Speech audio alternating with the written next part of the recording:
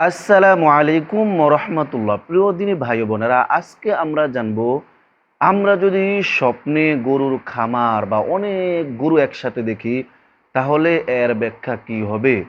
বর্তমান সময়ে প্রত্যেকটা জেনারেশন, প্রত্যেকটা যুবক যুবতী ভাই বোনের একটা স্বপ্ন থাকে গরুর খামার দেওয়া। এই স্বপ্ন থেকে, তাদের এই চিন্তা ভাবনা থেকে অনেক সময় তারা ঘুমের মধ্যে নিজে গরুর খামার দিয়েছে বা গরুর খামার বা অনেক গরু একসাথে তারা দেখতে পায়। তো এর ব্যাখ্যা কি হবে অবশ্যই আমাদের জানা দরকার।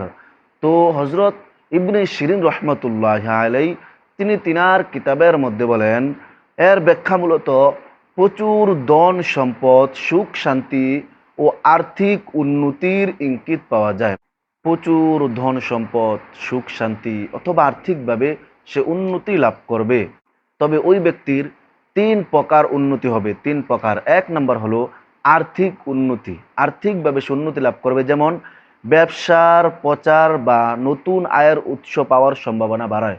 অর্থাৎ ব্যবসার প্রচার বেশি হবে, হ্যাঁ, নতুন উন্নতি করার জন্য, আয় করার জন্য একটা দিক সে পেয়ে যাবে। দুই নম্বর হলো শান্তি ও স্বস্তি। অর্থাৎ সে শান্তি লাভ করবে, যেমন পরিবারের অভাব অনটন দূর হয়ে সুখ ও সমৃদ্ধি ফিরে আসবে।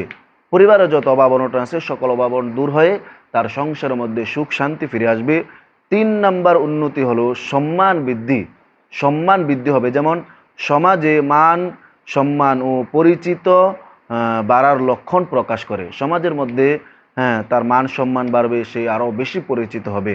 তো প্রিয় দিনী ভাই বোনেরা, আপনারা যদি স্বপ্নে গরুর খামার বা বিশাল গরু, হ্যাঁ, একসাথে দেখেন তাহলে আপনাদের কোনো প্যারেশান করার দরকার নাই। আপনারা এই স্বপ্ন দেখার পর আল্লাহর কাছে আপনারা আরও বেশি বেশি দোয়া করবেন, আল্লাহ তাআলা যেন স্বপ্নের ব্যাখ্যা অনুযায়ী আপনাদের সব দিক থেকে উন্নতি বাড়িয়ে দেয়।